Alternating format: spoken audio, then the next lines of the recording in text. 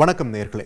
கடந்த ஒரு வாரமா வாட்ஸ்அப் உள்ளிட்ட பல்வேறு சமூக வலைதளங்கள்லையும் ஒரு செய்தி அதிக அளவில் பகிரப்படுறதை நம்மளால பார்க்க முடிஞ்சது. அது என்னன்னா, வருமான வகைப்பாடு அந்த டேட்டால இலங்கை இந்தியாவை முந்திவிட்டது. அப்போ இலங்கை இந்தியாவை விட பணக்கார நாடா மாறிடுச்சா அப்படின்ற மாதிரியான ஒரு தகவல் பரவிட்டு இருக்கு. இதோட உண்மைத்தன்மை என்ன அப்படின்றது தான் இந்த தொகுப்புல நம்ம பார்க்க இருக்கிறோம். ஸோ பேசிக்கலி என்ன நடந்திருக்குன்னு பார்த்தீங்கன்னா, உலக வங்கி ஆண்டுதோறும் ஒரு அறிக்கையை வெளியிடுவாங்க, ஒரு ஆய்வறிக்கையை வெளியிடுவாங்க. அதன் தரவுகள் எதன் அடிப்படையில் இருக்குன்னா, நாடுகளுடைய வருமான வகைப்பாடு அப்படின்றத வெளிக்கொணரும் விதமாக. ஸோ இந்தியாவுடைய நிலை இந்த பட்டியலில் என்னவா இருக்கு, இதை சார்ந்துதான் அந்த செய்தியும் பரவிட்டு இருந்தது. தட் இந்தியாவை இலங்கை முந்திடுச்சு அப்படின்றது. ஸோ இதோடைய பின்னணியை நம்ம இப்போ பார்த்துடலாம். இந்த வருமான வகைப்பாடு எதன் அடிப்படையில் உலக வங்கி இதை பின்பற்றாங்கன்னு பார்த்தீங்கன்னா, தேசிய தனிநபர் மொத்த வருமான மதிப்பீடு GNIன்னு சொல்லக்கூடிய அந்த இண்டெக்ஸ் தான்.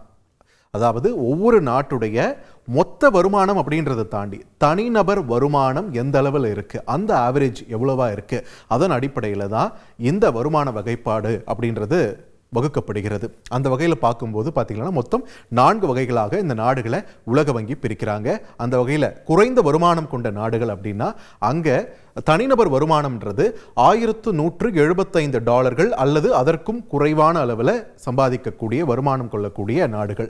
அதன் பிறகு கீழ் நடுத்தர வருமானம் இந்த வகைப்பாடில் வரக்கூடிய நாடுகள் $1176 முதல் $4635 வரை இந்த த்ரெஷோல்டில், இந்த வரம்புக்குள்ள சம்பாதிக்கக்கூடிய மக்கள் இருக்கக்கூடிய பிராந்தியம். ஸோ மூன்றாவது வகை என்னன்னு பார்க்கும்போது, மேல் நடுத்தர வருமானம். இந்த வகைப்பாடை பொறுத்த வரைக்கும் $4636 முதல் $14375 வரை சம்பாதிக்கும் திறன் கொண்ட அந்த தனிநபர் வருமானம் இருக்கக்கூடிய நாடுகள். அதே மாதிரி அதிக வருமானம் கொண்ட நாடுகள்னு பார்க்கும்போது இந்த $14375 அதிகமாக வருமானம் கொண்டிருக்கக்கூடிய தனிநபர் வருமானம் கொண்டிருக்கக்கூடிய நாடுகளாக வகைப்படுத்தப்படுகின்றன.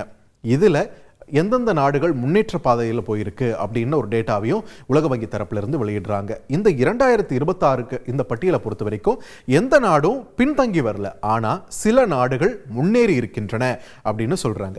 ஸோ அதில் எந்தெந்த நாடுகள்னு பாருங்களேன்: ஜார்டன், பிலிப்பைன்ஸ், வியட்நாம், மைக்ரோனேஷியா மற்றும் இலங்கை. ஸோ எஸ், இலங்கையும் பார்த்தீங்களன்னா இரண்டாவது இடத்துல நம்ம பேசணும் இல்லைங்களா.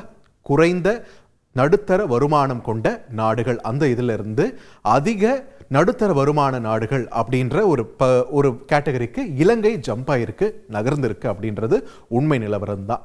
ஆனால் இந்தியா இன்னும் குறைந்த நடுத்தர வருமான கொண்ட நாடுகள் அந்த வகையிலே தான் இந்தியா இருக்கு. ஸோ இலங்கை இந்தியா இதில் முந்தி இருக்கு அப்படின்னு கேட்டால், ஓவராலாக பார்க்கும்போது எஸ், இலங்கை முந்தி இருக்கிறது. ஆனால் இதற்கு பிஹைண்ட் த பிக்சர் இன்னும் நிறைய செய்திகள் இருக்கு. அப்படி நாம அலசி ஆராயும் போது இந்த நிலவரத்தை பாருங்க. இந்தியாவுடைய தனிநபர் வருமானம் எவ்வளோன்னு பாருங்க, $2760 என்ற அளவில் தான் இருக்கிறது. ஸோ கீழ் நடுத்தர வருமான நாடு என்ற அளவில் இந்தியா வகைப்படுது. ஆனால் இங்கே நமக்கு எழக்கூடிய கேள்வி என்ன, இலங்கை ஒரு மிகப்பெரிய பொருளாதார சிக்கலை சந்திச்சுட்டு இருக்காங்க. இந்தியா தான் அவங்களுக்கு நிறைய நம்ம உதவி பண்ணியிருக்கோம். நம்மளுடைய பொருளாதாரம் எவ்வளவு வளம் கொழிக்கக்கூடிய ஒரு பொருளாதாரமாக இருக்குது. அப்படி இருக்கும்போது இலங்கை எப்படி இந்தியாவை பீட் பண்ணுச்சு? இந்த கீழ் நடுத்தர வருமான நாடு, குறைந்த நடுத்தர வருமானம் அப்படின்றதுலேருந்து மேல் நடுத்தர வருமானம் அப்படின்றத இலங்கை எட்டி இருக்கு அப்படின்றதுக்கு என்ன சாத்தியம் அப்படின்னு நம்ம பார்க்க வேண்டியது இருக்கு இல்லையா. ஏன்னா இந்தியா உலகின் 6வது பெரிய பொருளாதார நாடாக திகழக்கூடிய நாடு. அப்போ கீழ் நடுத்தர வருமான வகைப்பாடு எப்படி இந்தியாவுக்கு பொருந்தும் அப்படின்னு கேட்கும்போது சிம்பிளான ஒரு பதில், நம்முடைய மக்கள் தொகை. இங்க இந்தியாவை பொறுத்த வரைக்கும் 147 கோடின்றதை தாண்டி நம்ம பயணிச்சுட்டு இருக்கோம் நம்மளுடைய மக்கள் தொகை. ஆனா இலங்கையை பொறுத்த வரைக்கும் 2.5 கோடி என்ற அளவில் தான், 2.5 கோடிக்கும் குறைவான மக்கள் தொகை கொண்டிருக்கக்கூடிய ஒரு பிராந்தியமாகத்தான் இருக்கிறது. அதனாலதான் இந்தியாவை பொறுத்த வரைக்கும் இங்க வருமான விகிதாச்சாரம் பார்த்தீங்கன்னா எந்த அளவுக்கு ஒரு சமச்சீர் இல்லாத நிலை இருக்குன்னு நம்ம எல்லாருக்கும் தெரிஞ்ச ஒரு விஷயம் தான். உதாரணத்துக்கு முகேஷ் அம்பானி அவர்கள் எடுத்துக்கோங்க. ஒரு நொடிக்கு 18,000 24,000 வரைக்கும் அவருடைய வருமானம் இருக்கிறது. ஆனா இங்க நம்முடைய மாசம் 10,000 கூட சம்பாதிக்க முடியாத எத்தனையோ நபர்கள் இருக்காங்க இல்லையா. பல லட்சக்கணக்கான மக்கள் மிக குறைந்த வருமானத்துக்கு வேலை பார்த்துட்டு இருக்காங்க. அப்படி இருக்கும்போது மிக உச்சத்தில் வளம் குழிக்கக்கூடிய, மிக உச்சத்தில் சம்பாதிக்கக்கூடிய நபர்களும் இந்தியாவில் இருக்காங்க. மிக குறைந்த வருமானம், மிக மிக குறைந்த வருமானம், தினசரி 100 ரூபாய் 200 ரூபான்னு கூலி சம்பாதிக்கக்கூடிய மக்கள் கூட இங்கே இந்தியாவில் தான் இருக்காங்க. ஸோ இப்படி பறந்து விரிந்த ஒரு மிகப்பெரிய ஒரு மக்கள் தொகையை கொண்ட நாட்டில், அதே மாதிரி இந்த வருமான விகிதாச்சாரமும் ஏற்ற இறக்கங்கள் அதிகரிச்சிருக்கக்கூடிய இந்த நாட்டில், அதனால தான் தனிநபர் வருமானம் ஒரு சராசரியை எடுக்கும்போது மிக குறைவான எண் தான் இங்கே பதிவாகுது. அதன் அடிப்படையில் தான் தற்பொழுது இலங்கை இந்தியாவை முந்தியிருக்கு. மற்றபடி பொருளாதார ரீதியாக பார்க்கும்போது ஏற்கனவே 6வது பெரிய பொருளாதார நாடு. இன்னும் சொல்ல போனால் இலங்கையை விட 40 மடங்கு பொருளாதாரம் வலுமிக்க ஒரு நாடாக இந்தியா திகழ்கிறது. பட் ஸ்டில் தனிநபர் வருமானம் அப்படின்ற ஒரு விஷயத்தில் நம்ம இன்னும் பின்தங்கிட்டு இருக்கோம். இதை நாம் முன்னேற்ற வேண்டும் அப்படின்னா இந்த வருமானம் சமச்சீராக கிடைப்பதை உறுதி செய்வது தான் இதுக்கு ஒரே வழி. அது இப்போதைய சூழலில் சாத்தியமான்னு கேட்டால் பிக் நோ, இல்லை என்பதுதான் துறை சார்ந்த வல்லுநர்களின் பொதுவான கருத்தாகவும் இருக்கு. அது கள யதார்த்தமும் கூட.